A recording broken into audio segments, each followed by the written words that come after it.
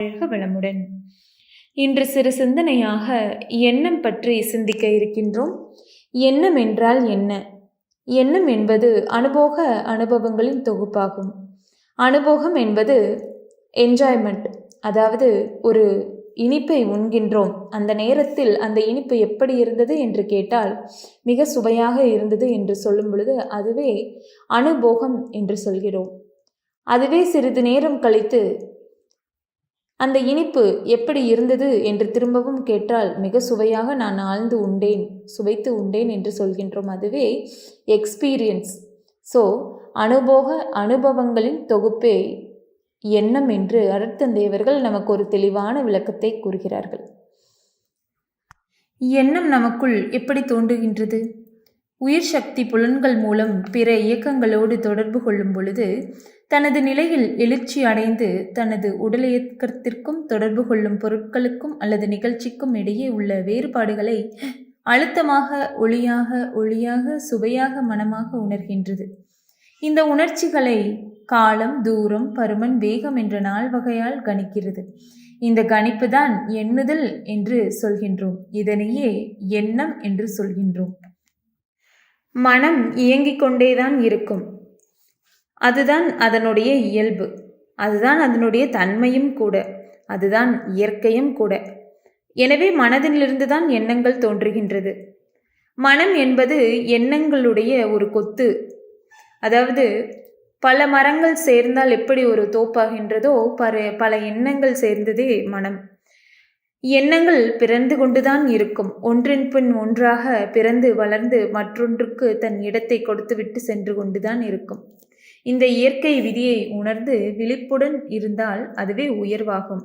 அறியாமல் மனதின் போக்கிற்கு எண்ணத்தை விட்டுவிட்டால் அதுவே அழிவை தரும் என்று அருட்தந்தையவர்கள் கூறுகின்றார்கள். இதையேதான் மனம் போன போக்கிலெல்லாம் போக வேண்டாம் என்று பெரியவர்கள் கூறி வைத்தார்கள். எண்ணம் உணர்ச்சி வயப்படும் போது அதுவே ஆசை, சினம், கடும்பற்று, முறையற்ற பால் கவர்ச்சி, உயர்வு தாழ்வு மனப்பான்மை, வஞ்சம் ஆகிய 6 தீய குணங்களாக தோன்றுகின்றது. எண்ணம் தனது நிலை உணர்ந்து முழுமை பெறும்போதுதான் நிறைமனமாகவும் சகிப்புத்தன்மையாகவும் ஈகை, கற்பு, சமநோக்கு, மன்னிப்பு, அன்பு என்ற நற்குணங்களாக அதே எண்ணம் மிளர்கின்றது. எண்ணத்தை நாம் எப்பொழுதுமே விழிப்புடனும் ஆராய்ச்சியிலும் தூய்மையிலும் வைத்திருக்க பழகிக்கொள்ள வேண்டும். ஏனென்றால் எண்ணம் எங்கெல்லாம் பதிவாகின்றது என்று தெரியுமா? ஒரு எண்ணம் மனதில் தோன்றிவிட்டால் அது உயிராற்றலில் பதிவாகின்றது, அவற்றிற்கிடையே பிரதிபலிக்கின்றது, அந்த பிரதிபலிப்பு மீண்டும் பதிவாகின்றது, மீண்டும் பிரதிபலிக்கின்றது. ஆக மீண்டும் மீண்டும் எண்ணம் வந்து கொண்டே இருக்கும். அது மூளையின் அணுக்களிலே எண்ணப்பதிவுகளாக பதிவாகின்றது. ஒரு எடுத்துக்காட்டை நாம் பார்க்கலாம். நமது மன்றத்தில் 28ஆம் தேதி சிறப்பு பயிற்சி ஒன்று உள்ளது என்று அறிவிப்பு செய்கிறார்கள். நீங்களும் அந்த பயிற்சிக்கு போக வேண்டும் என்று நினைக்கின்றீர்கள். சிறப்பு பயிற்சி என்று பதிவு ஏற்பட்டு விட்டது. மறுநாள் இதை நீங்கள் நினைக்கின்றீர்கள். இன்னும் 2 நாட்கள் பொறுத்து அதே நினைவு வருகின்றது. 28ஆம் தேதி அந்த வேலையோடு இந்த உடலை தூக்கி கொண்டு இந்த மனம் அங்கே மன்றத்திலே கொண்டு போய் சேர்த்து விடுகிறது. இது எப்படி ஆயிற்று? ஒரு தடவை எண்ணத்தை பதிவு செய்வதனால் மீண்டும் மீண்டும் பிரதிபலித்து அந்த செயலுக்குரிய வலுவை மனதிலே ஏற்படுத்திவிட்டு வேகத்தை ஏற்படுத்தி அந்த செயலை செய்ய வைத்து விட்டது. இதுதான் எண்ணப்பதிவு. எண்ணம் எப்படி, எதன் மூலம் நமக்கு வெளியாகின்றது என்று பார்த்தால் மிக ஆச்சரியமாக இருக்கும்.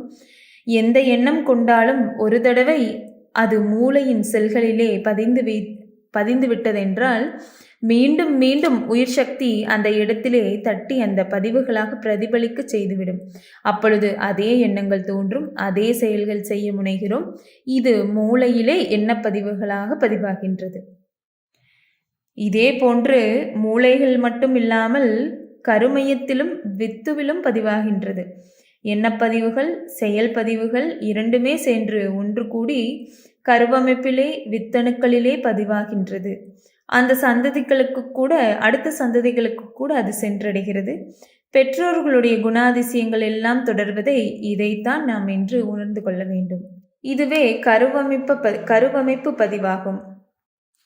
எனவே இதைத்தான் அவரவர் வாழ்க்கையின் சிற்பி அவரவர் எண்ணங்களே என்று கூறுகின்றார்கள். அதுபோல் எண்ணம் ஒன்றுதான் என்றாலும் அது ஆற்றும் செயலும் விளைவுகளும் கணக்கிட முடியாதது.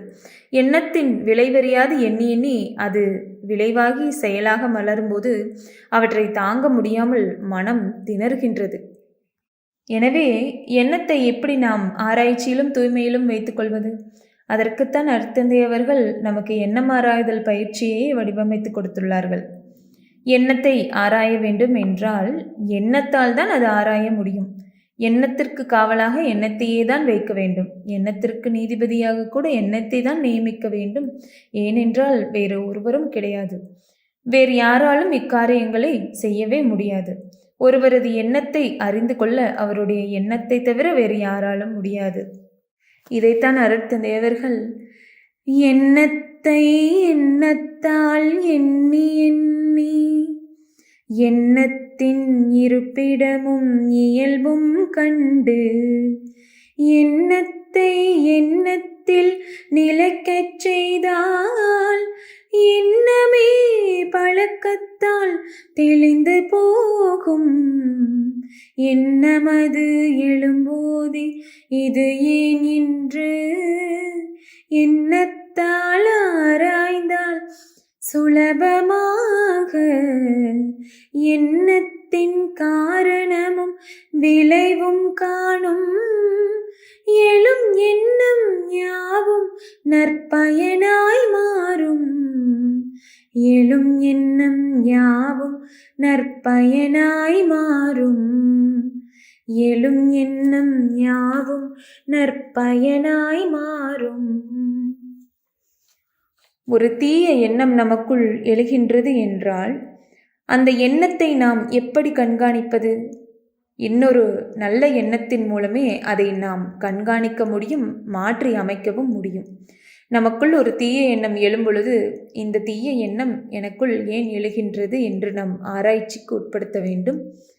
அந்த தீய எண்ணத்தை இன்னொரு நல்ல எண்ணங்கள் மூலமே நாம் மாற்றி அமைக்க முடியும். அதைத்தான் எண்ணத்தை எண்ணத்தால் எண்ணி எண்ணி எண்ணத்தின் இருப்பிடமும் இயல்பும் கண்டு எண்ணத்தை எண்ணத்தில் நிலைக்க செய்ய வேண்டும்.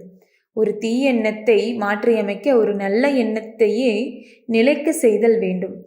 பிறகு அந்த எண்ணமே பழக்கத்தால் என்னாகும், தெளிந்து விடும் என்று கூறுகிறார்கள்.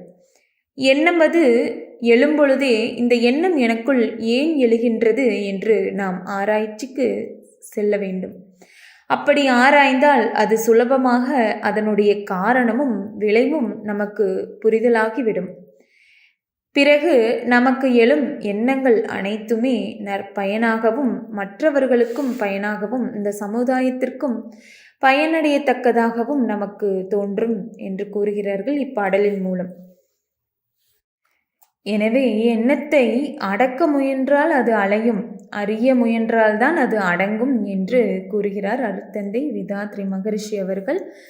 அதற்குத்தான் எண்ணம் ஆராய்தல் பயிற்சியில் இந்த எண்ணம் தேவையால் எழுகின்றதா, பழக்கத்தால் எழுகின்றதா, சூழ்நிலையால் எழுகின்றதா, பிறர் மன தூண்டுதலால் எழுகின்றதா, கருவமைப்பால் இல்லை தெய்வீகத்தால் இந்த எண்ணம் நமக்குள் தோன்றுகின்றதா என்று 6 காரணங்களை கொண்டு ஆராய்ச்சிக்கு உட்படுத்த வேண்டும் என்று ஒவ்வொரு எண்ணத்தையும் இந்த 6 காரணங்களை கொண்டு நாம் ஆராய்ச்சி செய்தோம் என்றால் முடிவு நமக்கு மிக நற்பயனுள்ள எண்ணங்களாகவே நமக்கு கிட்டும். அனுதினமும் இது போன்று நாம் ஒரு 5 நிமிடமாவது நம்முடைய எண்ணத்தை தூய்மைப்படுத்தி கொள்ள வேண்டும். அனைத்துமே எண்ணமாகத்தான் வருகின்றது. ஒரு சினம் கூட எண்ணம்தான், ஒரு கவலை கூட எண்ணம்தான், ஆசை கூட எண்ணம்தான். எல்லாமே எண்ணத்தினால் தான் நடக்கின்றது. எனவே நாம் ஒவ்வொரு நாளும் எண்ணத்தை தூய்மையிலும் ஆராய்ச்சியிலும் வைத்துக்கொள்ள பழகிக்கொள்வோமாக. வாழ்க வளமுடன்.